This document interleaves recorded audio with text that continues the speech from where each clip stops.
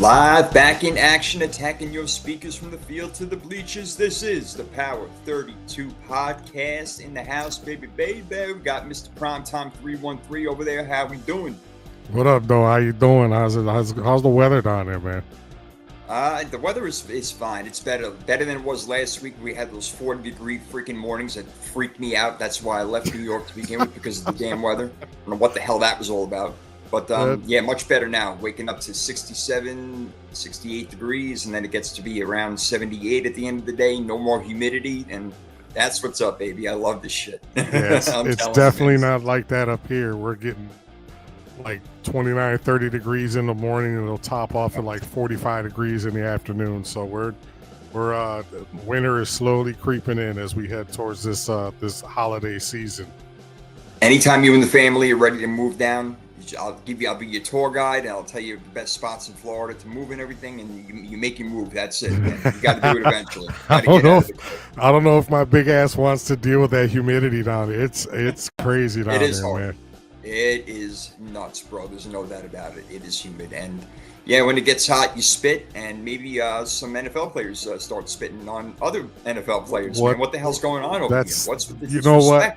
Hey, I don't know about you, but I can tolerate a lot of things. But if somebody ever like spit on me, I think that's like the wind up and let's go, dude. That's like a non-negotiable, and you know, and to do it on the football field, you're supposed to be a professional, and there's kids watching and looking up to you and all that type of stuff, and you have a spitting contest with a player on the opposite team. It's not That's not the way to go, man.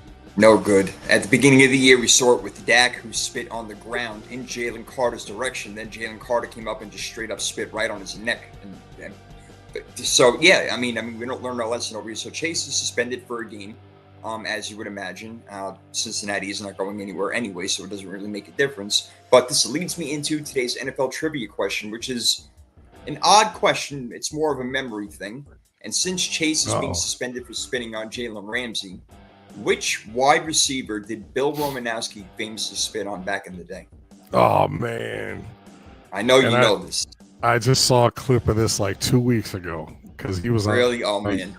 He was on, or they were, somebody's podcast talking about like dirty players and stuff like that. You know, his name comes up when you talk about, like, I want to say dirty. I don't want to slander the guy, but he was a dirty player. He was very right up to the line, maybe not crossing the line all the time, but he was right up, tiptoes.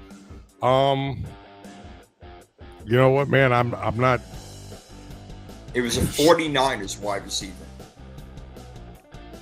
It wasn't Jerry Rice, because I don't think he'd have you the don't balls spit on to Jerry do that. Rice. That's like spitting on a statue of Jesus or something like that. You just don't do that. I'm gonna go like a Freddie Solomon or John Taylor type thing. Give me John Taylor for the block. I love the names. It was J.J. Stokes. J.J. Stokes. Former USC Trojan J.J. Stokes. There you go. Now you know what I'm talking about right there. Yeah, I'll never forget that. As a 49er fan, and Bill Romanowski, who was famously a 49er at one time as well. Yeah, spitting on his old team's jersey, man. J.J. Stokes, number 83. So that's what happened. I don't know what year that was, 2000, 2001, something like that. Yeah, it was late 90s, early 2000s. J.J. Stokes actually wasn't that bad. He wasn't what they thought he was going to be coming out of USC, but he had a decent production. That's exactly right. They thought it was going to be a much better player than what he turned out to be. But no, he was a decent player. That's it. Maybe he was serviceable, as they like to say nowadays. Yeah. A lower end number 2, high end number 3 kind of player. So yeah, he was with Jerry Rice and Terrell Owens. So naturally, he was the third player in that offense. Maybe if he was in a different situation, it would have been different for him. As a matter of fact, I mean, that does happen. We talk about quarterbacks landing in different spots all the time. Maybe your wide receiver lands in a different spot. He's got a different career. Right. Exactly. Who the hell knows, man? Well, a lot of things happened. Last night, we watched the Dallas Cowboys kick Las Vegas Raiders' ass. No surprise over here. And that's why we thought Dak would be an MVP candidate, because of what we saw last night and the receivers that he has in George Pickens and CeeDee Lamb, who went off for a combined like 210, 20 yards, a couple of touchdowns for both those guys. We had them both in our Freaky Fantasy Football draft, which is funny. We'll get to that in a little bit. But watching the Cowboys and the defense that was there, is that more of like, okay, they just beat a bad Vegas Raiders team, or are the Cowboys at 4-5-1 headed in the right direction, but knowing Prime, they got to play the Eagles, Chiefs, and your Lions in the next 3 games? Yeah, this is going to be like a litmus test for them. At the beginning of the year, we weren't really taking Dallas all that seriously. You and I both did have him, as that plus 4,500 at the time for.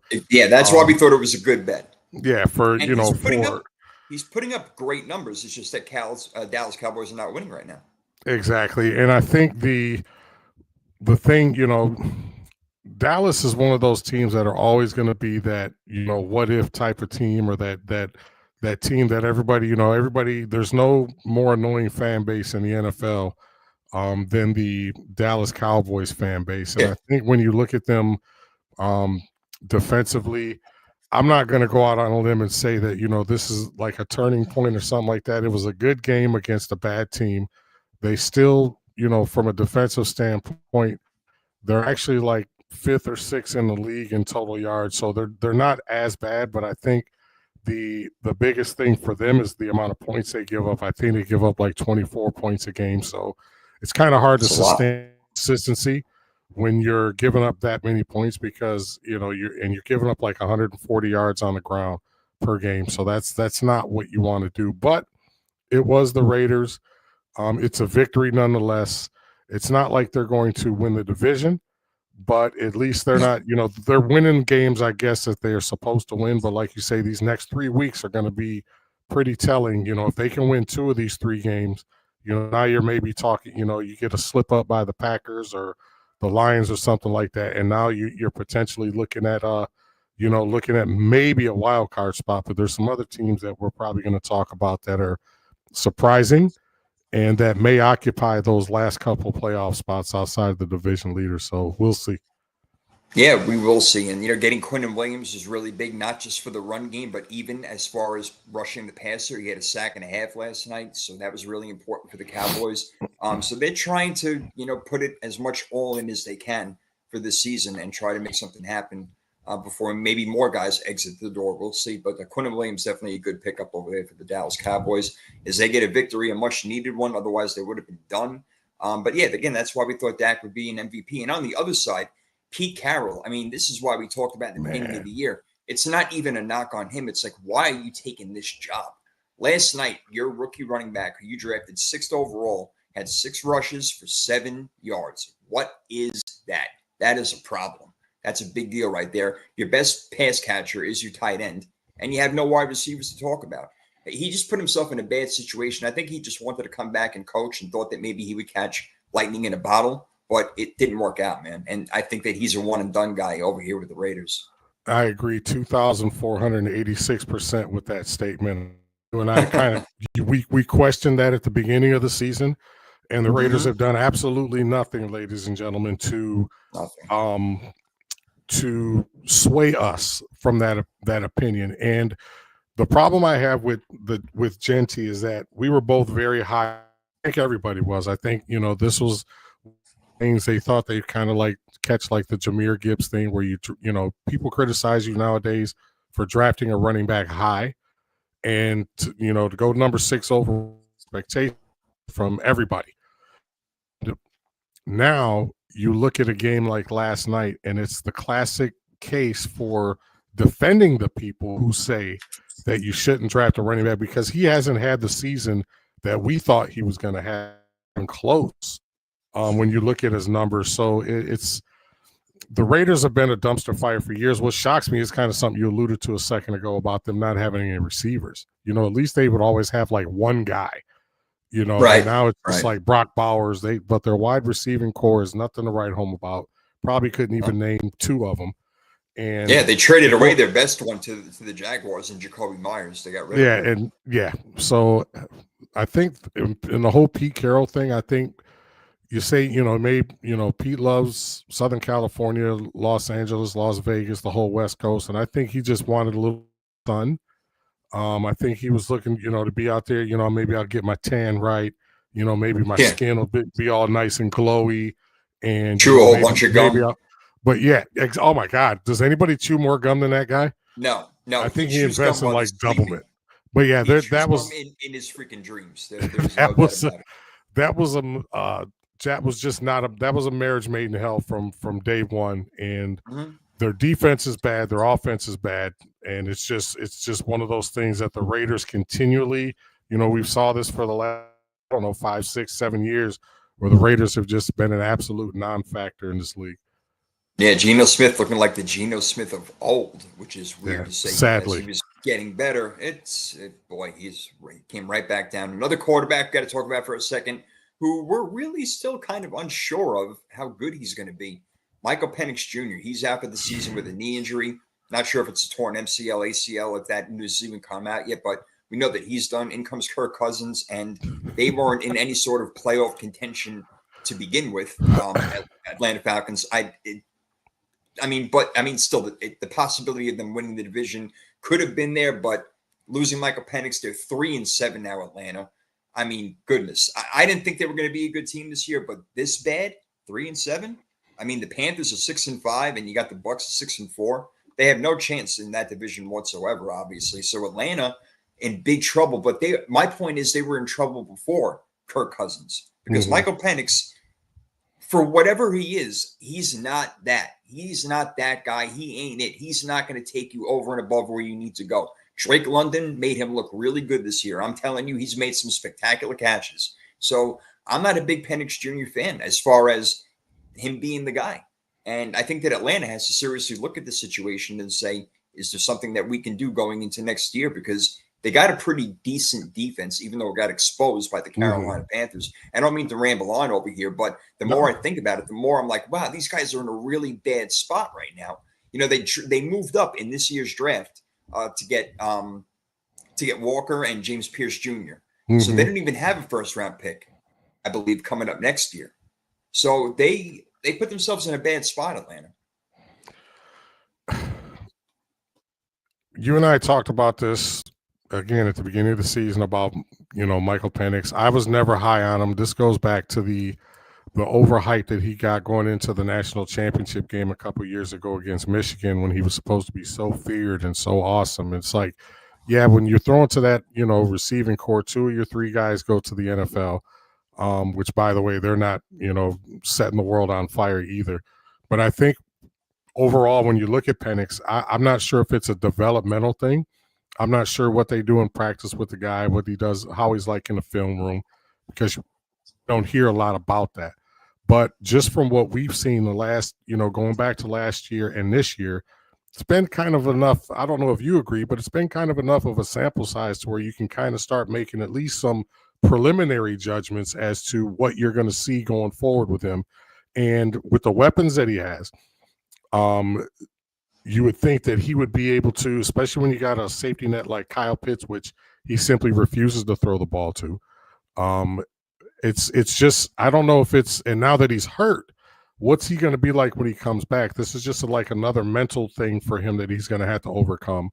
Enter Kirk Cousins, which you and I talked about before, about at what point should Atlanta pull the cord on the Kirk Cousins experiment, maybe trade him. But now you're sitting here at 3-7. So now if you had an opportunity to get anything for Cousins, it's too late in the season to even matter because you're already 3-7. There's 7 games left. After that Buffalo victory, people are like, oh man, maybe they're onto something here. But your defense is atrocious, and I don't see any improvement in Atlanta. I actually see a regression going back, from this year to last year. Prime, you're cutting in and out. Oh, there you go. Yeah, and it's just it's a matter of time before. I mean, what do you Prime, think? do me a favor, come back in. Do you make a Prime? Come back in. You think things off a little bit? Yeah, come back in. Let me see if we can get the mic working better here. Was that my mic that was cutting in and out, or the video? Yeah, Prime. Yeah. Yeah, it's your mic that's cutting out. I think it was your mic that was cutting out. You can hear me now? Yeah, I hear you now. Okay, but yeah, you're saying about Atlanta. Yeah, I mean, not to go on anymore. This is not a Falcon show, but it's one of those things that where you just sit back. I was going to ask you, do they look at maybe drafting another quarterback? I mean, I don't know how many times you're going to keep this cycle. they're gonna have to make another trade if they're gonna do that. And I don't know that they have the capital to go ahead and make a move like that. And you would think again, Penix, they look good when they beat Buffalo. You mentioned that real quick. I saw you sneak that in there. But with Bijan Robinson, who's the top 3 running back in the league, probably Drake London, Kyle Pitts, Darnell Mooney. I mean, you have good weapons. So there's no part of Michael Penix's game that I look at and say he's going to improve upon that. He's not going to get more arm strength. The arm strength that he has now is the arm strength he's going to have in 10 years from now. It's really not that good. He can't get the ball on deep outs. It's hard for him to, really see it over the linebacker and in front of the safety. So he's struggling, man. So Atlanta, yeah, they definitely need to do something. I don't know if they can pull an Indiana Jones type of thing where they get another quarterback. It's like, oh my God, look at this guy all of a sudden. I don't even know who that would be off the top of my head. Maybe Mac Jones or something like that. Oh, no. Would they look in that direction? You see, as a 49er fan, I don't even want to give him up. I mean, I want him as a backup because look what he's done for us this year. Look what Mac Jones has done for the 49ers this year. A backup quarterback is so important. And Kirk Cousins showing that he is not even a good backup quarterback, let alone a starting quarterback in this league. Ridiculous. It's, the Kirk Cousins goes from being the talk of the town in Minnesota to the talk of the town in Atlanta for the exact opposite reason. So yeah, I think you are matters. Was done. But he's, we talked about it before. Kirk Cousins made a lot of money in this league, so he's not crying. Oh yeah, he's not crying. No, he ain't. I think maybe he got real comfortable being the backup quarterback and just saying, "Let me just cash my check every week, and I am good to go, man. No freaking problem." As long as my check don't bounce. All right, yo, I'm done with the 4th down and going for it. I've had it. I mean, your Lions made a mockery out of it on Sunday Night Football.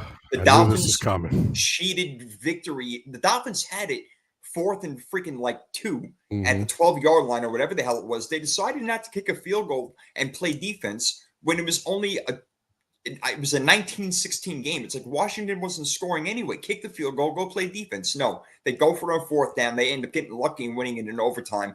But these 4th downs, it makes me scream when I'm watching the TV. Why?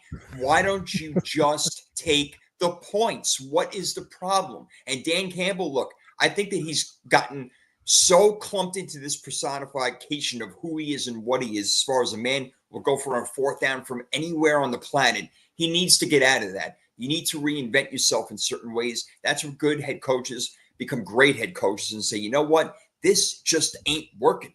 I can't go for it on 4th down and 5 from the 50-yard line in the first quarter on the first drive. It doesn't make any sense. Punt the damn ball. And when you got it on the 10-yard line and it's 4th down and 3, kick the field goal. It's your first possession. Take the points. Look, analytics can tell me this, that, and the other thing, but what I'm seeing on TV tells me stop the nonsense, man. Look, I hate kicking. I hate field goal kicking. I hate extra points. I hate all kicking in the NFL. Leave that to soccer, that real football. But you know what? You have them. You have these field goal kickers. They're there for a reason. They're kicking 68, for God's sake. Just take the freaking points, Prime. Just take the points. Okay. Here's what I'm gonna. I needed you to have time to breathe and because you're such a Lions fan that you are. I can't take it, man. Here's what I'm gonna do, because last week when you brought this up, I kind of, of course, gonna defend Dan Campbell. But here's what I think happened. I think Dan Campbell went into the week thinking Philly's offense isn't that great, so he kind of like, you know what, I can afford to take a few chances. My offense will make the plays when we need to, because they always do. And so I can afford to be a little bit more aggressive, because I think Dan Campbell went into this game wanting to prove a point. You're 0 for 5 on 3rd down. You had 4th down. You had the 4 turnovers on downs, and then you had the fake punt, which didn't work. Right. You uncharacteristically, Amon-Ra St. Brown not getting open, making a couple of drops. But I think the real reason that the Lions lost that game was because the strength of the Philadelphia Eagles defensive line matched up perfectly with the weakness of the Detroit Lions offensive line, and that's the interior. Yep. Jordan Davis and Jalen Carter were men among boys in that game. Carter had they had like 6 batted balls. Yeah, something crazy. I mean, I don't know how And many it's it like, was, but yeah, okay, he missed it. and Yeah. people say, well, let's move the pocket. You're not going to do that with Jared Goff. Jared Goff's not No, that he's a kind of pocket quarterback. passer. The Yep. running game was stuffed. I think they could have been a little bit more creative running outside with Gibbs, but they were, that's when your boy Zach Braun was all over the place. Cooper Yeah. DeJean was all over the place. It's so it was the perfect storm. Their defense played lights out. I think they did take one too many chances on fourth down, but Dan Campbell's the kind of guy that it works. They're like 60% in his tenure, 65% in his tenure going for it on fourth down. And I do disagree with that is who we are, but I agree with you 100% when you said that sometimes you got to adapt. You got to see the game. The Jameson Williams hugging the goalpost that cost you a point. That could have been like 16-10, and now you're going down for the win instead of the tie. So little things like that. There were a lot of little things other than the fourth downs that cost the Lions that game. But I agree. I think that was a bit much. That this is not the Washington Commanders you were playing. It's the defending Super Bowl champs. And I think the Lions let one get away. Yeah, look, and you also have to consider how good Philadelphia's defense is, and the fact that man. you got down there. You got to take those points. And if you think that Philly is not going to have a scoring day on you, that's even more the reason why you should take the points.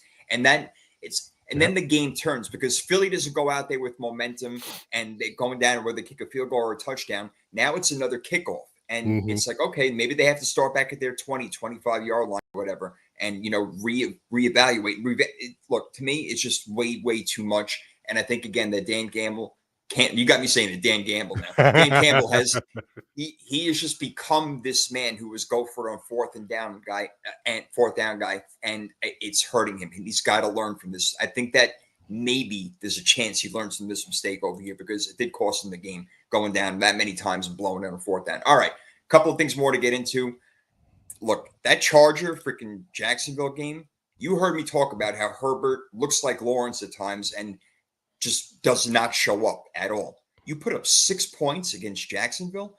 I cannot take the Chargers seriously as a Super Bowl contender at all right now if you go and do that. Jaguars are not some world beaters over here. I mean, even if you go into Kansas City and lose by that score, that's bad news. You can't get blown out like that. Jim Harbaugh, one of his worst losses, worst coaching jobs. And again, Justin Herbert, to me, I think he's just overrated because he's 6'5" and he's got long hair. I think that he's totally overrated. He's a good quarterback. There's no doubt about it. But when I go through my top 10, I'm not quite sure he's there. I mean, do I put like a Drake May over him right now? Oh, wow. Do I put Joe Love over him right now? I don't know. But what has Herbert done? The only playoff game they went to, they had a 27-point lead and they blew it. They blew it against who? Jacksonville. So apparently that's their kryptonite. They can't play this team anymore. Well, first of all, that vaunted Jacksonville defense really showed up for them. It was Josh Hines Allen, baby. Yeah, and name anybody else. It's one of those kind. Exactly. But and again, it's I love Jim Harbaugh. You love Jim Harbaugh. I think we both picked them to win the division. You're gonna have games like that. And this is what I was trying to convince when I was talking to a bunch of Lions fans this week, and it's like you got to talk people off the ledge. We didn't predict any team in this league to go 17-0. I predicted 12 wins for the Lions, so that means they're going to have 5 losses. Right now they're at 4. The Rams will be 5, and they'll still get in 12 wins. They'll get in the playoffs. I think that's the same type of scenario with the Chargers. I think they've had a bad game, but what concerns me and what you kind of alluded to is we haven't really seen those consistent, dominant weeks from Justin Herbert. He'll have 2 weeks where he's 280 yards, 2 touchdowns, and then he'll have a game like he had yesterday or a couple of games like he had, maybe not as bad. But I can't be hypocritical and 1 week say, well, it's his offensive line. He overcame it. He overcomes the fact that he's playing with 7-string offensive linemen. And then the following week when they get their asses kicked, I want to use that as an excuse. Well, his offensive line. I can't do both. So I think it's simply, I don't know if it's mental. I'm not sure if he's got a decent receiving core. I know they're on like their 3rd string running back right now. so he's getting minimal help there. Their defense, for a Chargers defense, a Jim Harbaugh coach defense, give up 35 points, like you say, to Jacksonville. So they got problems. They're still 7-4. They're still second place in the division, and they're still in position for a wild card. So there's that. If you're looking for any glass half full thing, if you're a Chargers fan. Yeah, I just don't think that they're going to do anything, even if they do make the playoffs. I really don't. I just don't have any hope for this team, bro. I really don't. But I have hope for a few other teams. When I'm looking at the standings right now, I feel like it's 2005. We got the Patriots leading the AFC East, the Steelers in the North, the Colts in the South, and the Broncos in the West, man. Things have gone back to 20 years ago, man. Things have changed. And you know what? I think even in the NFC, it kind of looks – the Eagles, the Bears – the Buccaneers back in the day when they had their tough defense, first was Tony Dungy, then John Gruden, and then the Rams, the greatest show on turf. So yeah, we've taken a time machine back over here to 2005, and I'm loving it. But out of the leaders now in the clubhouse in the AFC, the division leaders, you got the Patriots, Steelers, Colts, and Broncos. Out of those 4 teams, which do you think can make a legit run? Patriots, Steelers, Colts, Broncos. Do you think any of those teams can make a legit run? If you mean legit run, as far as getting to the Super Bowl or getting to like the championship game, because you got to remember at least the AFC championship game. At least the AFC championship game. For the Patriots, it's been a few years. For the Steelers, actually for all 4 of these teams, it's been a minute since they've been. A while. However, if I were to have to pick 1 or 2, I would probably see something like, as far as the division leaders, I don't see Pittsburgh, because I'm not convinced right now that Pittsburgh's even going to win that division going forward, because the Ravens are coming. The Ravens have won four in a row, and their defense is starting to pick up a little bit. So I would probably say the Broncos and the Patriots. The Broncos, even though we've had the Bo Nix conversation, he's not been as consistent, lighting the world on fire either. I don't know what's going on with my Oregon quarterbacks. By the way, Dylan Gabriel, Oregon quarterback. And by the way, another quarterback that I don't mention that played for Oregon for 2 years? Your boy, All Shucks. I forgot about him. Tyler Shucks. Forgot all about him. But anyway, yeah. So right now, I would probably pick the Patriots. The Patriots have won 8 in a row, man. 8 games in a row. And they're doing it with 1 week it's a defense, 1 week it's the offense. But I would probably go right now the Patriots and the Broncos, even though I love the Colts. I would say just from a coaching and defensive standpoint right now, I probably have to go with the Broncos and the Patriots, because this is kind of uncharted waters for Shane Steichen and the Colts. So true. They're Broncos, like the new girl to the dance. Yeah, Broncos were in it last year, and the Patriots, it's been a minute since they're there. And they, a lot of people say, well, they haven't played anybody yet. Well, they play who's on their schedule. They did beat Buffalo, and they got more to go, and that's why Drake May is an MVP candidate. I mean, you just can't deny what you're seeing right now. I think that people are maybe a little bit too in love with Drake May. I think a little bit. They're getting a little overhyped, a little crazy about him. But I do like what I see when it comes to Drake May for the most part, and that team is rolling right now. And Mike Vrabel's got them in a great spot. So absolutely rocking and rolling. They should feel happy about what they got going on. And I'm always happy when this comes up. Big deal or no deal. I am ready for it. Let's do it. Let's get the music rolling. Well, Big Deal or No Deal, sponsored by nobody. This is the segment of the show where I present several scenarios to the prophet, and he tells us if it is a big deal or no deal. Number 1. Is this a big deal or no deal? And it depends on your perspective and who you're a fan of. Is it a big deal or no deal that Mike McDonald for the this is McDonald or McDaniels? I always get that confused. Mike McDaniels, I'm sorry, for the Dolphins still has his job. We've seen the couple guys get fired, guys get interimed and all this and that. We knew he was on a hot seat going into this season. But as the Dolphins sit right now near the bottom of their division again, is it a big deal or no deal that he's still the head coach of the Dolphins? That's a good question. I'm going to say it's no deal, because I think they're leaving their options open, the Dolphins. They wanted to run the rest of the season with Mike McDaniel and see what they can do. And now they're 4-7, having whatever it is. So Miami's looking better, and they wanted to see what they can do after trading Jalen Phillips away. So I don't think it's a really big deal because I don't think Miami really even knows right now what they want to do next year. I mean, Lane Kiffin is a name that's going to come up a lot. If they can get him, I know we've talked about Lane Kiffin's on the list of like 17 teams. He is, man. But he's on the list, and Miami is a spot that coaches like to go. I mean, a lot of these Lane Kiffin, I can see him chilling in Miami, loving life with his family down here, going to the beach on Sundays after winning a big game. Going to the beach on Saturdays, waiting for the big game on Sunday or whatever it is, or maybe it's Mondays. But yeah, Mike McDaniel. I don't want to say one way or the other, so I'm going to say no big deal right now because I don't think Miami exactly knows what they want to do. So I think that McDaniel has a chance to keep his job and keep the Dolphins rolling a little bit over here. And if he can, then he'll make a case to keep his job going into next season. That's one of the most interesting takes I've heard as far as Mike McDaniel. Moving on, number two. Your San Francisco, and I've got McNiner on here right now, so he remembers my tirade earlier when we were all on together. And he's saying about Lane Kiffin real quick, saying he's a good coordinator but failed with the Cardinals. Yeah, sometimes he may need a second chance to get around, but yeah, look, I think not all college guys go to the NFL well. No, and I think Kiffin right now, honestly, he's got the Florida job he can look at. He's got LSU he can look at. He can potentially get the Auburn job. I think he's got too much money to be made in college football, and the fact that Ole Miss might throw a ton of money at him to stay. So I think I think he's not going to go pro. He's going to take one of those 3-4 jobs, and he's going to end up probably being the highest paid college coach. But moving on to our second big deal or no deal, and I did this purposely when I saw McNiner on. Went on my tirade earlier in the season, said the 49ers probably wouldn't win 6 games. Here they are at 7-4. Yeah. Christian McCaffrey has another good week.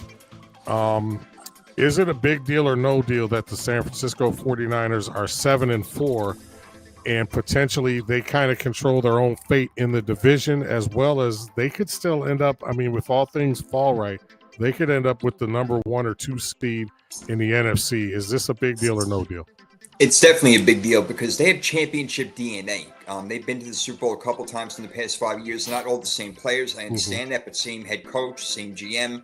And Brock Purdy obviously has done this thing with San Francisco. So with Christian McCaffrey as your running back and him staying healthy, your offense can cook, man. And George Kittle, no doubt. Juwan Jennings, we know what he can do. Ricky Pearsall is a nice number 2. So they do have a good offense. Their offensive line has been holding up a little better than even thought before. But to me, it's definitely a big deal because San Francisco is not a team that's just going to get in the playoffs and like, oh, they're going to be one and done. No, they're going to be a tough out. There's no doubt about it. Guys has stepped up, and Bryce Huff has stepped up.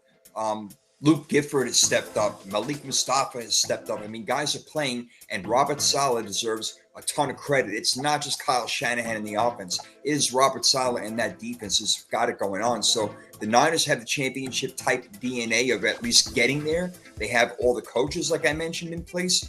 Why not? They can absolutely do it. And McNiner just chiming in real quick saying that the defense is really young at this point. Yeah, they're young, they're hungry, and they're making things happen. Yeah, and they're 4th in the league, I think, in total defense.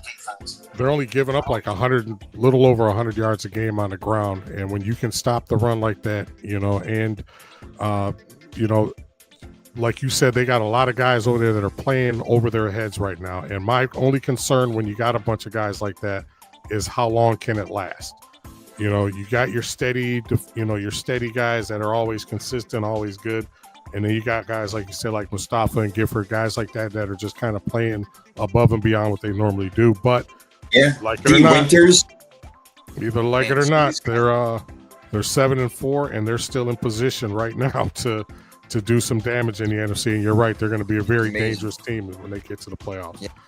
They got rookies starting like Upton Stout, and I mean Bernardo Green is back there. I mean, these are I don't expect people to know these names, but these are names that you may know come playoff time because you may have to look at that defense and say, damn, they can really hang with anybody and make it a game with anyone. The 49ers are going to be a tough out. 3 teams will probably come out of the NFC West in Seattle, LA, and the 49ers, and you can debate the rest. You're only going to get Tampa in the South, right? You may only get Philly in the East.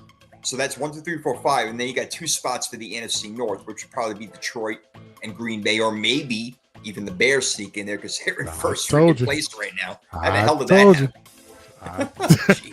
So, and by the way, McNiner, when this is all said and done, if the 49ers make the playoffs, make sure you send me your address or something to where I can DoorDash you that steak dinner that I so adamantly promised you if the 49ers make the playoff.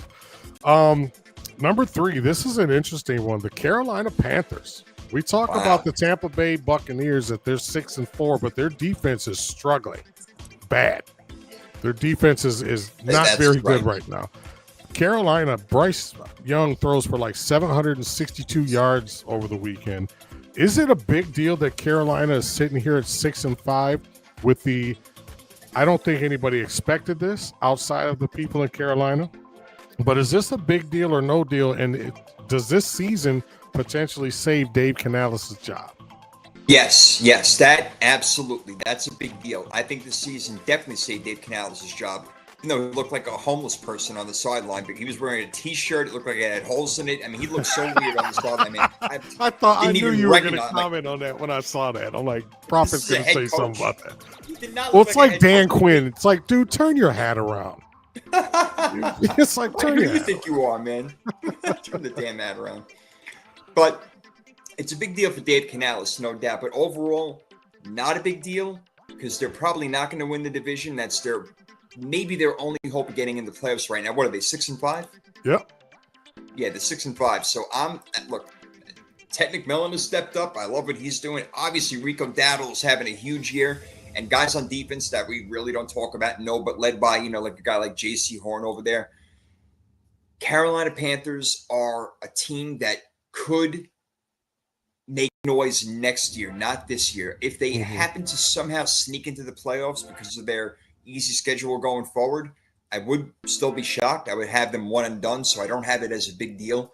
But it's a big deal for the coach as far as him keeping his job and trying to build this team and maybe get an extension on his deal as well. So it's kind of a balanced question over there because, again, I don't really think it's a big deal for the Panthers because I still don't see them going anywhere, even if they did happen to sneak in the playoffs somehow. I don't see that happening. Wow. So, all right, we got 2 more. One is kind of short and sweet. This is kind of like, and I told you so, the Chicago Bears lead the NFC North. Is this a big deal or no deal? You know what? It is a big deal because now they're winning games in the fourth quarter. They know how to do it, and they have the coach, Ben Johnson, and now you believe you have the quarterback in Caleb Williams, and they got weapons all over them. It's definitely a big deal. This is a confidence booster. Caleb Williams is much different from last year than he is this year. Under Ben Johnson, his tutelage, the confidence has grown in his game, and you can see it out there when he's playing. The Bears have now become a football team, not just a couple of spotty things over here and there where it's like, all right, we got a good player here. But yeah, our defense, they made a good play. But no, they're playing complementary football all the way around. Even in special teams, they're playing good. That's what got them to win that game over Minnesota this past weekend. Yep. Minnesota came back in the fourth quarter. All right, Chicago needed a special teams play with under a minute left to go in that game to kick the field goal to beat Minnesota. So they're winning in all 3 phases of the game. The only thing that is scary is the fact that they've had to come back in the fourth quarter so many times. But if they're on the winning side of that, obviously that's a good thing. Will that translate into next year? That is something I don't know, because usually, like what happened with Kansas City, they won like 11 one-point games last year. Now they're losing all of them this year. So you want to try to stay away from those, those one-score games and, try to beat a team by a couple of touchdowns and go home comfortably. That's crazy that you mentioned that because I was talking to somebody at work, and it's like, remember a few years ago, Minnesota one season lost like 7 one-score games, and then the following year they won like 8 of them, and then Kansas City's kind of doing it in reverse. They won a bunch of them, now they're losing a bunch of them. So yeah, you're right. You want to stay away from those tight games, especially JJ McCarthy is a learning experience. I know that Minnesota's not happy with him right now, but you got to remember, we say this every week, he's only had 5 or 6 starts. Give the guy some time, and I think he may be okay. They may not win the division or whatever, but I can see them in 10 games consistently and sneaking into the playoffs every couple of years. So we'll see how that goes. And last one, this is another coaching question. Jonathan Gannon, our favorite coach of the little guy, the little bobblehead guy. Is it a big deal that he's still the coach of the Cardinals? And if it is a big deal, what do they do going forward? Do they just clean house and get rid of the coach and the quarterback, or do you see one of those two still being there, if not both? No, I really don't. I think that Arizona's going to do everything they possibly can to trade away Kyler Murray, maybe get a high draft pick of their own, depending on who they trade him to. There's going to be some teams out there and some coaches out there that are going to say, "Oh yeah, Kyler Murray, bring him in, great athlete. I can, change that and turn him into a winning quarterback. No doubt about it." There's going to be plenty of guys out there who say that, and who knows? It may even be possible. He may be one of those quarterbacks who needs a new place and new coaching. And speaking of the coaching, you mentioned it, Jonathan Gannon. No, this is it. This is bye-bye. I called last week the bye-bye bowl because he didn't win that game against the 49ers. It was bye-bye for him. So they may look at this point. You're not going to fire him in season. You only got a few games left, right, for the regular season. You might as well stick it out. But they'll be looking for new coaching next year. Jonathan Gannon had his chance with Arizona. They gave him a shot. He's not doing a good job. It's not like they looked great at any one point during this season at all. Last year, they started out good, and then they crapped the bed. So what does that have to say about you and your players altogether? Yeah, clean house, start new, because that division that you're in right now is a damn good one, and Seattle's going to be good for a while. The Rams, who knows what's going to be after Matthew Stafford, but if they land a quarterback, they'll be good for a while with guys like Puka and Kyren Williams. And the 49ers keep just regurgitating these guys out, man, and spitting out winning teams. It's unbelievable. It's crazy. And I know I dog Kyle Shanahan a lot, but you still have to admire the coaching job that this guy does year in and year out. When he's got last year, I think you guys had like 72 people that were hurt. This year you've had your starting quarterback hurt for a big chunk of the season, and here they are still being a threat. So, but let's play 30 seconds with the Cardinals.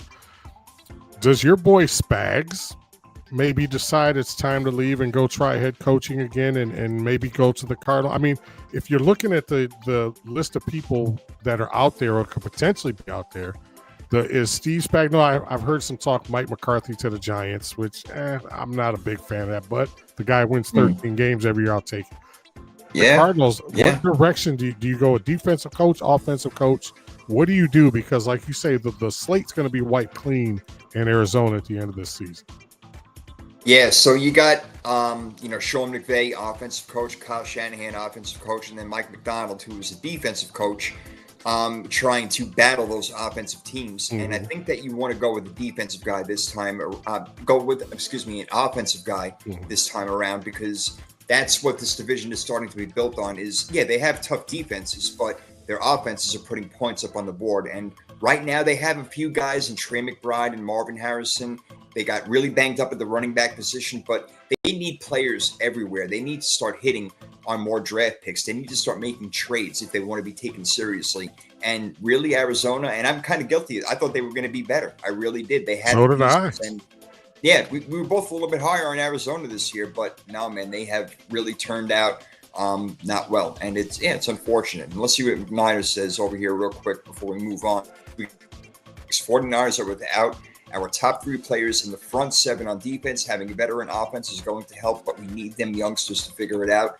Absolutely, man. And look, we've been talking about it for a lot of the show. They got the coaching to do it, not just in Kyle Shanahan, but in Robert Saleh as well. Getting him back has been nothing short of amazing for this team. Talk about a soft landing. He goes from that dumpster fire of the Jets, and I think after they let him go, I think he went home with his wife and they had like 3 bottles of wine because it was a relief. He might even smoked a fatty or ate some gummies. It was a relief. I think you could just see, when they show him on the sidelines, or I've seen a couple of interviews with him, it's just like he's an entirely different guy than was those couple of years with the Jets, man. The Jets are so dysfunctional, and I think a lot of times, and this, Prophet, organizations that are bad can take a lot out of you. And this is where I think the way of Kevin Stefanski, I think Kevin Stefanski is probably the next guy on the hot seat, just simply for the way he's handled the quarterback situation. But Saleh he seems rejuvenated. And it was a very soft landing for him. And credit to Kyle Shanahan, again, for saying, you know what, come on back, homie. We got room for you. Yeah, no doubt. That's right. It's a beautiful thing. They belong together. That's just it. We say, sometimes where you go makes the player who you are. Well, sometimes where you go makes the coach who you are. And you know what? As a matter of fact, with the Jets, he did a really good job on the defensive side of the ball. They were top 5 defense every year that he was there. It was the offense that was lacking in the other parts. That's why he is better suited as a coordinator and not a head coach. He can put all his focus, all his energy into the defense, and look what you get out of it. You get players you never heard of in your entire life winning games. Just unbelievable. So I love it. All right. Well, Absolutely. that was big Fantastic. deal or no deal, ladies and gentlemen. Thank you for participating. Right. And McNiner, real quick, I may know a guy that picked the Cardinals to win the NFC West. Was that one of us? Yeah, it could have been. Maybe no, it couldn't have been because I picked the Rams to go to Super Bowl. Yeah, you picked the Rams. I'm the idiot who thought the Cardinals were actually going to be a good team this year. Yep. Yeah, I don't recall you. We might have to go back to the tape. I don't recall you saying, I think I remember what I said, but that's a shot at one of us. I definitely, it's to me because I remember saying the Cardinals. Well, we both said they'd be better than freaking 0-12 or whatever the hell they are. That's a freaking nightmare. I mean, they're terrible. They're a terrible freaking team. I mean, what is their record right now? Actually, I don't even know. What 3-7? 3-7. They're garbage. Yeah, they're total garbage. Garbage out of here. Everybody's leaving. All right. So, big deal. Speaking of garbage, real quick, can I borrow 10 seconds? Speaking of garbage, yeah, man, do it. It's your show. I was going through my fantasy league this week, and I lost by 3 points. Why?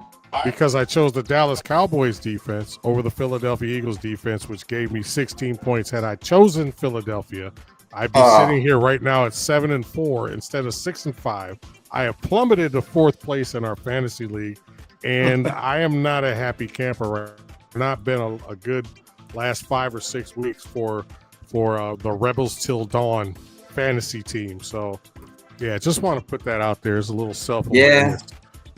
Hey man, I'm with you. I dropped from 1st to 2nd place last night. I'm not boo-hoo. Yeah, I know, right? Top 2 team. Yeah, I plummeted, man. I'm in the playoffs. As long as you get in the playoffs, it don't matter. Once the playoffs start, that's it. Nothing matters of what happened before. It don't matter one damn bit. And yeah, look, you've been doing really good with your player picking this year. I've been doing a little bit better with the player picking, but you have been killing it with the picks, man. You went 10-5. Much better week than I had at 8-7 last week. I did really bad betting, absolutely horrible. So you're winning in that category in the freaky fantasy football draft. That's my category. If you want to know who's going to win every week, ask Prime. If you want to know what players are going to do well, ask me. There you go. It's like you said earlier. We're playing complimentary. We're complimentary here. We're on both sides of the ball. Podcast. There you go. That's how we do it. Complimentary podcast. Right. All right, let's get some game picks in here. We have a Thursday night game. Still no CJ Stroud for Houston, who is hosting the Buffalo Bills. The Bills' defense is not good, but their offense is really good. Houston has a really good defense, and they don't have a really good offense. So something's got to give over here, Prime. What do you think? Oh, I'm going to go with the Bills. I think Josh Allen just has figured out, you know what, I'm going to just do everything myself. And we didn't even talk about him and the 6 touchdown Herculean 55 points that he gave me, my fantasy team this week. Yeah, man. The guy is just unbelievable. When he plays like that, there's no way that anybody can beat them. But the problem is that he shouldn't have to play like that.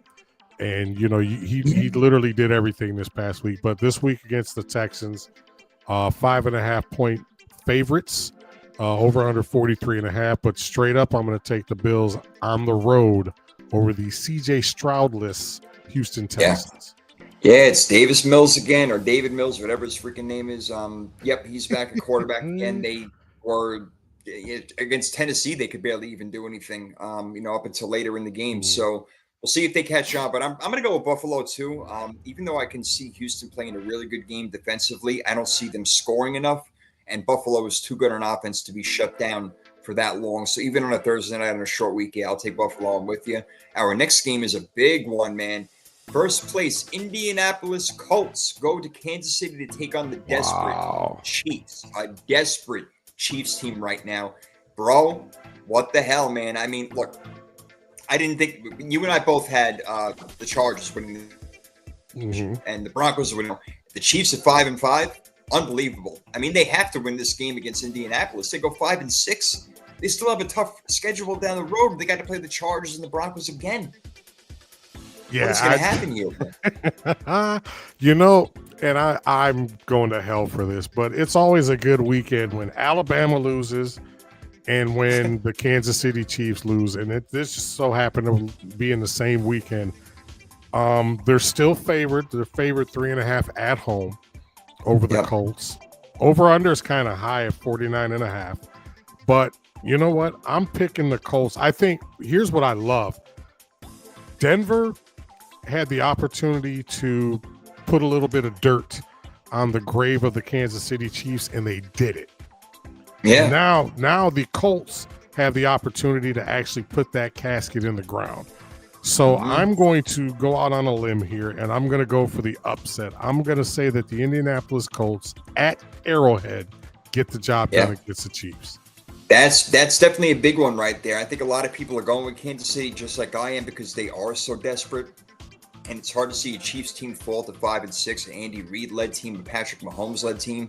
I think Kansas City wins this one, and I think they're going to put a lot of their attention on Jonathan Taylor and let their cornerbacks go out there and play man-to-man coverage. That'll be the strategy going in. If they can stop Jonathan Taylor and put it all on Daniel Jones, that could be a problem. And we know that Steve Spagnuolo, as you mentioned before, is a possible head coaching candidate. He's an excellent defensive coordinator, so we know that he's going to game plan the right way in this one, and the focus will be on Jonathan Taylor. And the next game is Seattle and Tennessee. The focus, well, Sam Darnold. I focused on him throwing 4 interceptions last week against the Rams. Man. He did not look good. That Ram team is really got him. We're going back to last year when he was playing on Minnesota, when they played the Rams in the playoff game, they got their ass beat. So he does not like playing that team, and that is a problem. But this week they got the Titans in Tennessee. So that probably should not be an issue at all. Seattle's a well-coached team. They're tough. Defense, offense, everything. That'll be my first lock. Despite them in an early game, Seattle having to go all the way cross-country to Tennessee, I like Seattle. Actually, I love Seattle in this game, and I will take them in my first lock.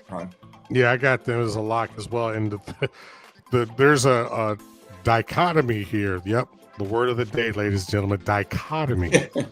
We try to educate on this show. 13.5 points right now. They're a 13.5 point favorite. Are the Seahawks over the Titans on the road? But the interesting thing is that the over under is 40.5. So that's didn't expect unusual. the Titans to score. Yeah, they didn't expect right. It's probably like 40 to nothing. Right. So, yeah, exactly. But if you're feeling froggy and the Titans pull one out of the hat, it's plus 660 for them on the money line. So, I mean, if you want to do that, go ahead, take a shot, put 10, 20, 30 bucks on that. Who knows? But 13.5 point. Yeah, Sam Darnold, that cart turned into a pumpkin really quick. But like I said earlier, everybody's got a bad game every now and then. Every team in the league has had this year, all the good. So, hopefully Seattle get back to their winning ways with JSN, who's the only receiver, I think, right now in the league that's over 1,000 yards. He's got like 1,100 yards already. Yeah. So he's on pace. He's on pace for like 1,900 yards. But yeah, give me the Seahawks in that one over the hapless Tennessee Titans. Yeah, JSN was on his way to maybe breaking Calvin Johnson's record, as a matter of fact. And David, we got McDonough chiming in real quick. I think it's funny how every time Mahomes gets hit, he's begging for a flag. Yeah, he's turned into that quarterback now, like complaining like Aaron Rodgers. Give me the flag, give me the flag, give me the flag. Well, no. Unreal. Minnesota, Green Bay. The game is in Green Bay. The Vikings, they have looked poor on offense, man. J.J. McCarthy. My belief wasn't necessarily in him. It was more in Kevin O'Connell and the entire team around him. But dude, you're the quarterback, man. You got to get it together. And now you're going to play in one of the best defenses in the National Football League in Green Bay. Yeah, give me the Packers, and I'm locking this game. I know it's a divisional game, a tough one, but the Packers, after last week, come on, they got to win this one. Going into the Giants and almost losing that game was pathetic. So I see Jordan Love and these guys having a really good game, despite the fact that Josh Jacobs probably won't be available.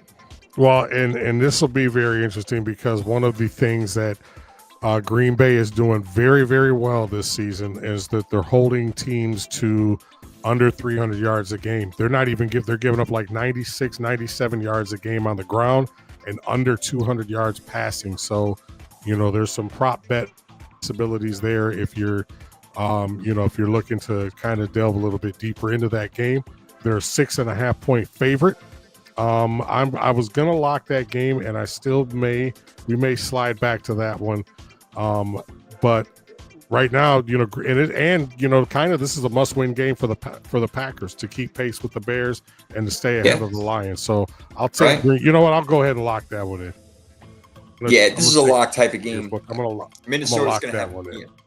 Minnesota's going to have trouble scoring in this game, no doubt about it. All right, we move on to the New York Jets. Oh, God. They got to play Baltimore. They're going to get crushed by Baltimore, right, Prime? Yeah, that's not even – you don't even really have to elaborate too much on that one. That's let me take a quick peek here. I think that's a double-digit favorite. Yeah, that's another 13.5-point favorite as well. So, yeah, Baltimore at home against the Jets. 13.5. I'm not going to say take point spread either way, but give me the Ravens straight up, and that's going to be my third lock. Yep, same here. That would be my third lock as well. So we agree on the last 3 games right there. All right, that usually doesn't mean good things, but we'll see. All right, next up is the Prime Time Bowl. The New York Giants take on the Detroit Lions. Man. Prime's 2 favorite teams in the world. Oh, wow. What's my heart is torn. What do you even want to happen? You probably I'm sure you want Detroit to win. A tie. I want a tie. A tie. No, actually, this is a 10.5-point spread for this one. I'm going to pick the Lions to win this one. My heart is torn in this game. I want to actually have tickets, but I'm not shelling out $2,000 for 2 people to go to a game. Ticket prices are ridiculous up here in Detroit. I'm sure you can probably get tickets in Miami for a song and a bag of apples. But give me the Lions in that one. I hope the Giants keep it close, but they probably won't because Detroit's going to be very, very pissed off, and they're at home. Dan Campbell's got something to prove. That might be like a 40-20 type game. Take the over. Yeah, if I can make a 4th lock, I would do that with Detroit right there. So I'm on Detroit with you for all the reasons you said and more. Our next game, we were talking about the Chicago Bears before they are hosting Aaron Rodgers and his left wrist injury on the Pittsburgh Steelers on Sunday. So Chicago playing good football. They got to put it all together. And Pittsburgh has been over here. They've been over there. They've been kind of everywhere. And they go ahead and they beat down Cincinnati over the weekend. That was one of my games. I had Cincinnati plus 5.5. That did not work out well for me. Damn. No Jamar Chase in this game. Jamar Chase, listen to me. I'm looking at Cincinnati. Pittsburgh and Chicago was still on them. Don't forget that, Prime. All right, so Pittsburgh. Aaron Rodgers probably is going to play despite the left wrist injury, but he may have to go out of shotgun a lot if that's going to be the case, because it's going to be hard for him to take snaps under center. So I don't really know how that's going to work out because they rely on their running game really to get that offense moving. So this is a tough one when you talk about Pittsburgh and Aaron Rodgers' condition going into Chicago and a hot Bears team right now. What do you think? Well, I'm going to take the Bears. And the thing is this is like one of those coin flip games. They got the Bears at like 2.5-point favorites. And there's really no value on the Steelers or the money line plus 124 over under 44.5. So I'm going to take Chicago straight up in that one. I do think that, for the reasons you just mentioned, the fact that Pittsburgh relies on their running game, they don't run very well out of the shotgun, which, like you say, they'll probably have to do that a lot to kind of protect that left wrist of Aaron Rodgers. At the end of the day, though, I don't think they'll be able to put up enough points. I think Chicago's on a roll right now. Chicago goes to 8-3 and continues their winning ways atop the NFC North. Yeah, this is a close one for me, man. If Aaron Rodgers was fully healthy, I would say take Pittsburgh. I mean, they've been playing better on defense, and Mason Rudolph did come in and do a good job. I know it's against Cincinnati. Chicago's got a much better defense, so I'm going to take Chicago by the slightest over here. I don't feel great about it, but I'm going to take him. Rodgers being injured is definitely a big deal, so we could have done a big deal, no deal on that one, my friend. But we'll go to our next game. New England, they're on to Cincinnati. They actually physically are going to Cincinnati. So Drake May and the Patriots and Mike Vrabel and all those guys taking their talents over to Cincinnati to play the Bengals, and that's where Jamar Chase is not playing. Jumped the gun on that one a little bit before. No Jamar Chase. That's definitely a problem for the Bengals because all that guy now is T. Higgins, and Joe Flacco is old and starting to show, and they're not putting it together, and they can't stop anybody. New England may not have to punt. They can leave their punter probably in New England for this trip. Give me the Patriots all day, bro. Yeah, I'm not going to string along too much on that. Yeah, give me the Patriots all day in that one. Yeah. Moving along, we got a few more games. Cleveland, Las Vegas Raiders. Nobody gives a shit. Nobody cares. I don't even think the people in Cleveland and Vegas care about this game. Who's going to win? Cleveland because of their defense, because the Raiders look so bad right now. You wouldn't think that Pete Carroll is coaching this team, but the fact that they're getting in-net play from the quarterback, they have one good defensive player in Max Crosby. I feel bad for this team, Rand. They can't get a win in Cleveland's defense, and believe it or not, Shedeur Sanders is going to get his first victory as an NFL quarterback the first time he starts a game. Why? Not because of him, because of that defense. And they're going to cause a couple of turnovers, and Cleveland will win this game. Yeah, and the funny thing about it is that the Raiders are actually favored to win this game. It's a 3.5-point spread. But That is funny. Get this for an over and under, 36.5. Oh, my gosh. 36.5. So give me the under all day. Yeah, and then what we want to also watch is for Myles Garrett. He's on pace right now for like 25.5 sacks, which would shatter the all-time season record. So, I mean, in a year that's been up and down for Cleveland, he is awesome. I don't think people understand how unbelievable Myles Garrett really is. He is a one-man wreck. Not that they don't have other good players, they do. But he really is a one-man wrecking crew all by himself. He just tears up offensive linemen like nothing. He is an animal. Unbelievable player. Really, I love him. World. I love Myles Garrett. Love him. I'm rooting for him to break the record. He is worth all that money, man. I'm telling you. If anybody was worth that money, that was it right there. All right, we got the Jaguars going to the West Coast to play Arizona. Well, not the West Coast, but they're going to play Arizona, heading out west over there to the desert area. The Jaguars looked really good last week. Can they do it again this week against Jacoby Brissett and the Arizona Cardinals, who we've been bashing about a half hour ago? Yeah, give me the Jags up, minus the 2.5. Give me the Jags. I think this could, these next couple of weeks for the Jags could be critical to see whether they kind of eke their way into a potential playoff season, or at least have a better season than what everybody anticipated, yours truly included. So yeah, take the Jacksonville Jaguars on the road against the fighting Jacoby Brissetts and the Arizona Cardinals. Yeah, when this year started, before the year started, I should say, I did have Jacksonville as a playoff team. So if I believe they're going to be a playoff team, I got to believe they're going to win this game. But Prime, it would not surprise me if Arizona did, because Jacksonville is so inconsistent. Them going to Arizona could be a death sentence for them right there. It really can. This one could just destroy the team if they lose this game. Anyway, Next one. Philly and Dallas. Oh, boy. This one's in Dallas this time. Philly, like we talked about earlier before, they're not doing a good job on offense. They're not running the ball. They're not passing the ball well. They're winning because of their defense and Jalen Hurts not turning the ball over. Dallas, they looked really good last night. Can they match up with Philadelphia even in Dallas? I don't know. Philly is one of those chameleon type of teams that whatever's going on in the game, they're going to find a way to win. If it's a running style game, they're going to find a way to get their defense to stop the run. If it's a passing style game, they're going to drop their guys back and rush for. They always find a way somehow on defense to get the job done. But Dallas is explosive on offense now. It's going to be a really interesting matchup. What do you think happens? Well, Dallas is, they're giving up, or they're scoring like 29, almost 30 points a game. And just the opposite of that, I think this is the first time in a long time that we've seen Philly in the bottom half of the league in defense. They're averaging like 23 a game. But here's just real quick, some of these stats that people throw out there can be misleading, because you look at Philly, they're only scoring 23.4 points a game, and they're, 27th, 26th in the league or whatever. But you got to realize that the teams ahead of them, it's like, Philly at 23.4, and then there's like 23.5, 23.8. So it's not like they're right. But it just seems like you said, they're a chameleon team. They're able to adapt to whatever. I got Philly winning this one, but it's probably going to be more of a defensive game. But the main thing they're going to have to do is continue getting that pressure up the middle with Carter and Jordan Davis to give Dak Prescott, all the hell that they can give him. But secretly, I know you and I both, and I can't say this out loud as a Giants fan, but I'm hoping for Dak Prescott to have a hell of a game to keep his potential MVP hopes alive. Right. We want to win that money, baby. And that's why I'm going to pick Dallas and pick Dak Prescott to have a huge game, as a matter of fact. I think that he does against that Philadelphia defense.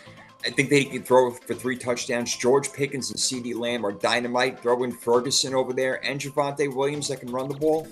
Dude, they're a really good offense, and really good offenses more often than not will get shut down by a really good defense. But the fact these teams know each other so well, and it's in Dallas, man, I think Dallas got a really good chance to pull this one out. I don't love it. That's why it's certainly nowhere near a lock for me, because Philly is so freaking good, and like we talked, they're a chameleon type of team. They just adapt and know how to win. But maybe Dallas pulls one out over here. They got a tough a few games ahead of them, as we spoke about earlier. All right, we got Atlanta and New Orleans. New Orleans initials are no. No game. Cousins, New Orleans guy. I don't even know who they're playing a quarterback anymore. Oh my God, freaking Tyler Shock or whatever. I don't care about this game. New Orleans, Atlanta. I don't care who wins, so I'm just going to say the home team, New Orleans, somehow gets a win after a bye. I'm going to go with the Falcons on this one. They're plus 1.5, over under 30.5. Yeah, this is one of those who cares types of games, because neither team has anything going for them going forward. So it's one of those games that like will be background noise when you're cooking or barbecuing or vacuuming your basement. Exactly right. If you want to take a nap, put this game on. You'll be good to go. All right, Sunday night football. The LA Rams host the Tampa Bay Buccaneers. Should be a good one. The Rams have been playing overall one of the best teams in football. Tampa was there earlier, but man, their defense is taking a hit. We saw what Buffalo did to them. Now, Buffalo could do that to anybody, but we think Tampa's defense would be a little bit better. Their offense still really good, though. So I know they're going to give the Rams a game. It's just a matter of who wins and loses. Prime, what do you think? Well, I was actually going to throw this in as a bonus, big deal or no deal, but I think I'm worried about the fact that Tampa Bay's defense has given up so many points and so many yards per game. Especially, they're giving up 25 points a game. They're actually right at 100 yards per game given up on the ground. But I think you talk about inconsistencies in some other teams on offense, and I think that's one of the things that have plagued they're finally starting to miss Bucky Irving. I think that's one of the things that I really think is starting to catch up with them. But for the purpose of this game, I'm going to pick the Rams, and I think the Rams win this one going away. Yeah, I think the Rams. Look, I think that Tampa definitely will score some points because they just have a good offense, and Baker Mayfield makes things happen, but the Rams will score more. It could be a 28-21 type of game. What are the points in the game? The Rams are 6.5. 5.5. 6.5. Yep. Would you lay the points? Yes, I would in that one. I would actually take, because even if it goes like you say, your 28-21 type of game, that's 7 points. That covers. Yeah, that covers right there. All right. Monday Night Football, my 49ers. Are you serious? Whoa, come on.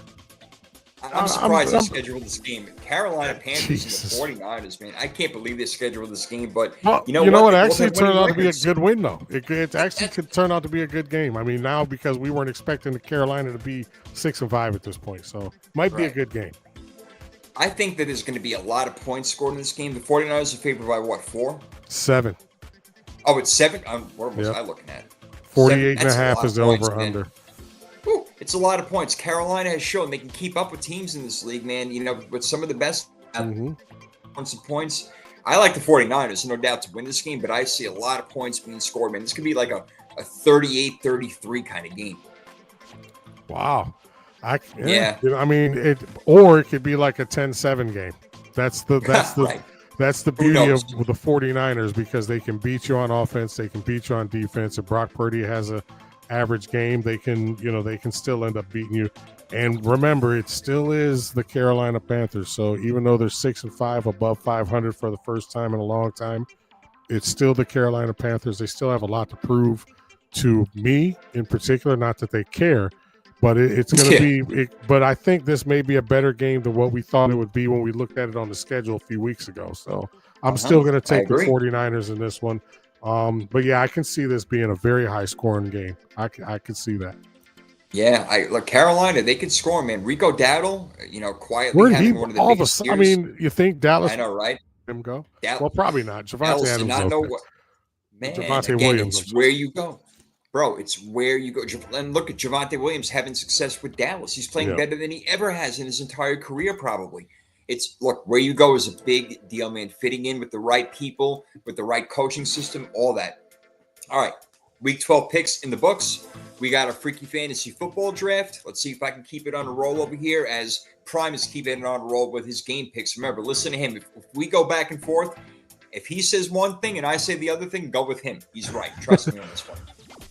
He's did right. I have a? Did I lose this past week in the freaky fantasy? Because I know a couple of players. You did. Had really good. You got. Yeah, my God. I can tell you actually real quick what our lineups were.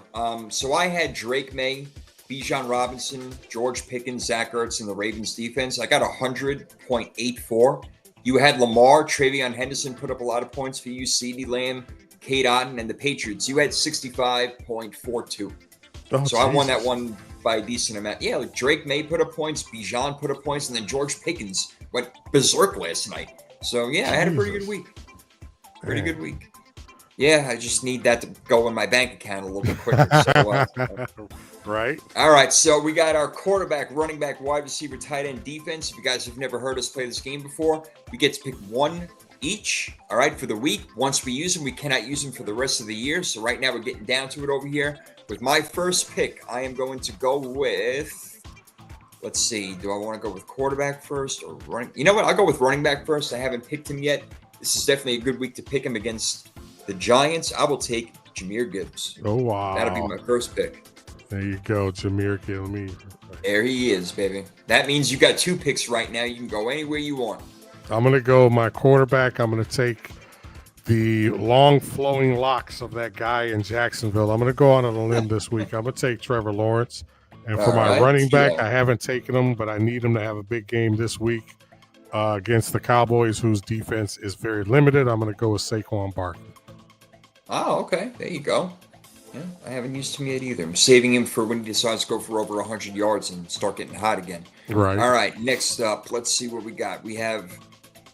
Let's see. I did my running back, so let's go to wide receiver. Ah, man.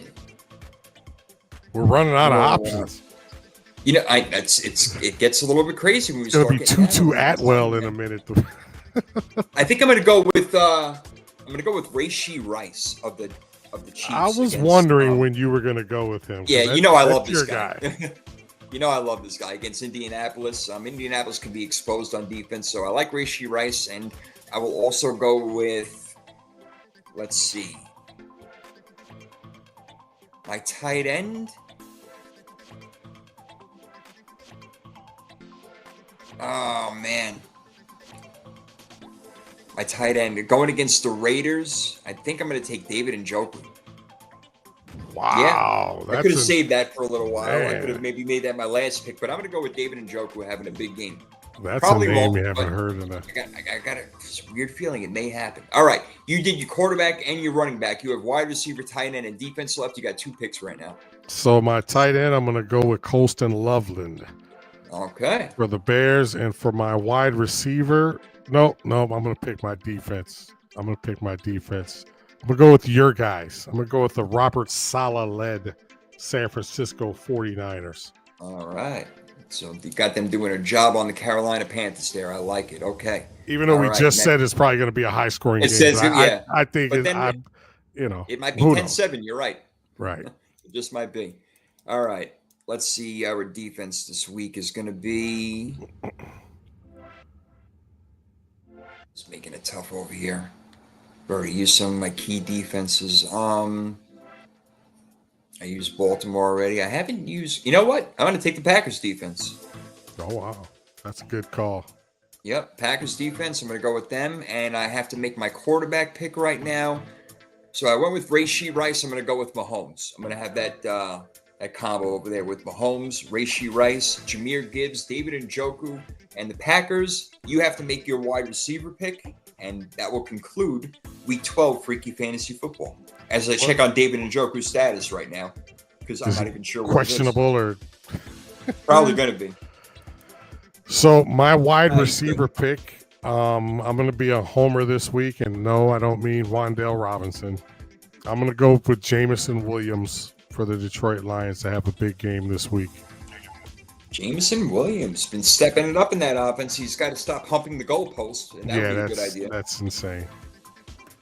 Jameson Williams. All right. All right, so you got T. Law, Barkley, Jameson Williams, Coastal Loveland, and the 49ers defense going up against my squad, Patrick Mahomes, Jahmyr Gibbs, Rashee Rice, David Njoku, who is healthy and playing, and the Packers defense right there. So we're going head-to-head again.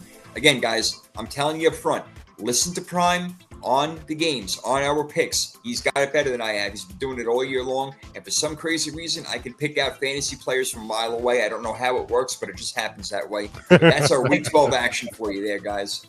Prime, always fun, my brother. I feel like it was a long week, man. I feel like we haven't talked in a while. I know. It's been a long time, man. Freaking crazy.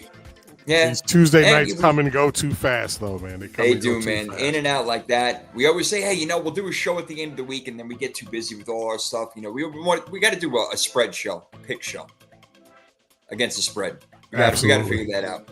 Yeah, absolutely, especially when I'm on the roll that I've been on lately with all these picks. Need to start putting some money in my account and the viewers and the listeners and the everything. But as always, make sure you guys like, subscribe, follow. We're all over the place on social media. So appreciate you guys as always. Niner kind of chiming in tonight with the chat. That steak dinner will be waiting for you, my friend, if the Niners make the playoffs. And I'm a man of my word. So, but yeah, we thank everybody for chiming in. Thanks all the viewers watching over the last few weeks, and just keep making sure you support the show. And we love you guys as always. No doubt. We couldn't have said it any better myself. We are out of here. Back same time next week, baby. Power 32. We'll see you next time. Prime and Profit. We're out. Peace.